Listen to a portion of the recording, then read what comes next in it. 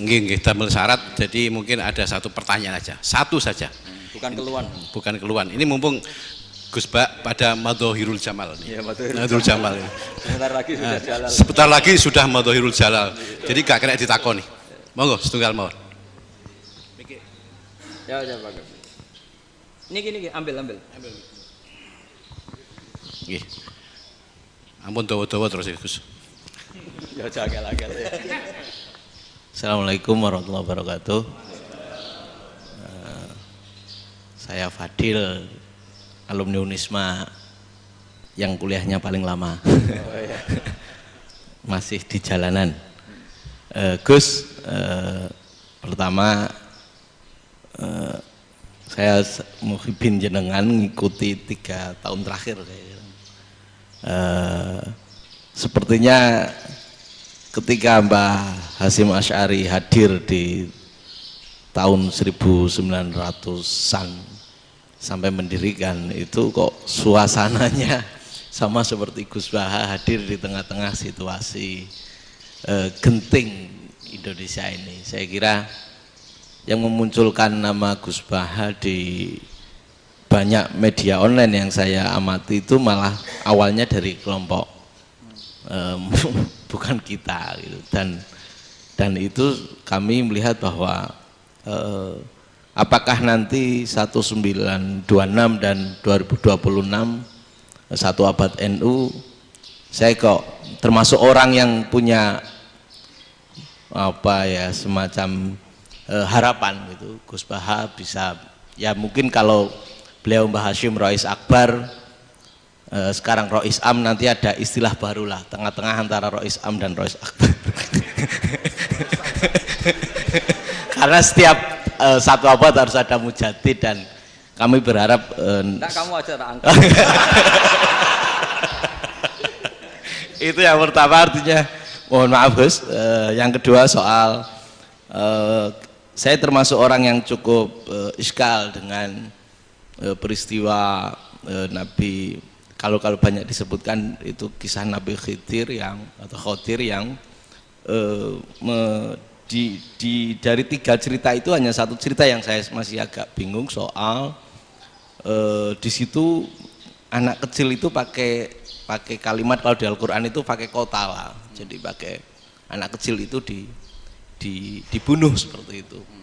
Jadi ada istilah yang apakah memang saat itu ada syariat yang membolehkan atau memang ada sesuatu yang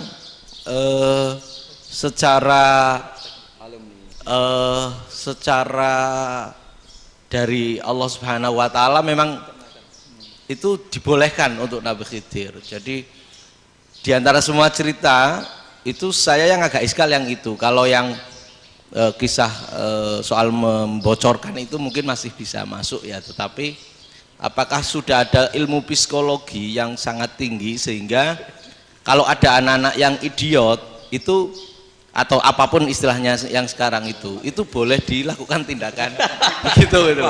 Nah ini saya lebih provokatif dari Pak Rektor biasanya. Artinya mohon maaf karena pemahaman saya ada 2 pendekatan ilmu yang masuk, satu seperti Nabi Musa, yang satunya seperti Nabi Khidir. Mudah-mudahan ada sedikit penjelasan. Siap Gus, terima kasih. Dan yang terakhir mudah-mudahan karena Indonesia situasi terakhir saya kira kita ketahui lagi pandemi seperti ini Gus, jadi saya juga ingin pendapat Gus Baha, apakah ini situasi pandemi corona itu Allah sedang Madhohirul Jamal atau Madhohirul Jalal? Terima kasih. Assalamualaikum warahmatullahi wabarakatuh. Assalamualaikum warahmatullahi wabarakatuh. Monggo langsung mawon Gus. Ini provokatif ini kayak. Loh di situ aja kamu tanya kok terus mirip. Siapa Fadil ya? Fadil. Dari peternakan ya? Peternakan. Tapi mau ngomong tafsir itu. Nah, mulai kacau peternakan ngomong tafsir ini mulai kan. Nah, ini ada yang hafal Quran ngaco, paling enggak setengah hafal. Nah, yang dari Unisma. Enggak begini, ayat itu kan ditutup wa ma fa'altuhu an amri, ya saya maknani wa ma fa'altu lan ora nglakoni ingsun hu ing kabeh sing kasebut an amri mergo kepinginanku ingsun. Jadi saya melakukan itu semua bukan karep saya sendiri. Jadi Khadir sendiri itu kamu untung tidak nekuni tafsir. Kalau nekuni tafsir yang kamu soal bukan Nabi Khidir, karena Nabi Khidir hanya satu orang. Yang kamu soal harusnya Israel. Wah itu ndak rektor, ndak kiai besar, ndak siapa saja dihabisin itu. Kenapa Israel ndak kamu tegur? Gimana hukumnya qatlul mukmin? Kenapa Israel ndak kamu masukkan ayat wa may yaqtul mu'minam muta'ammidan fajazauhu jahannamu khalidan fi. Ingat ya Israel. Iya kan? Nah, Israel melakukan pembunuhan itu, kadang yang dipateni nyuwun sewu ya orang soleh betul. Tapi wae kabundut ya.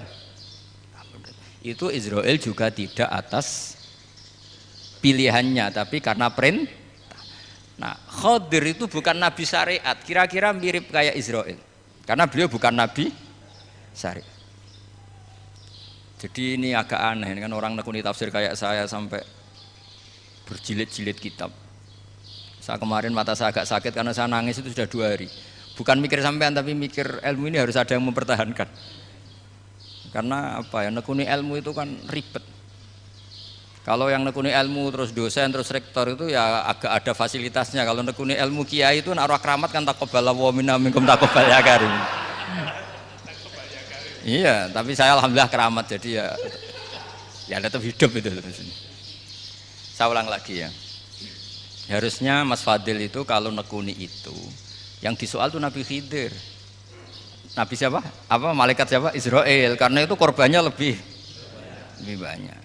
Pertanyaannya, Israel kena enggak oleh aturan ayat wa may yaqtul mu'minam muta'ammidan fajazaahu? Kan enggak. Karena semua itu wa ma fa'altuhu an amri. Saya lakukan ini. Mungkin ngaji kamu enggak khatam sih mau delok faqatalah itu. Itu Nabi Khidir pasti tersinggung, nggak baca belakangnya itu. Ya karena jurusan peternakan itu. Atau salah gurunya yang ngajar. Ya. Daripada nyalakan satu orang mendingan 2 ya.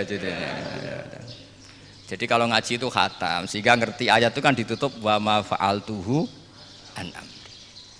Nah menurut Ibnu Hajar al-Asqalani yang nyarai Bukhari, dan ketika itu cerita tafsir ayat itu, wa hadza dalilun ala anna Musa afdhali minal Khadir.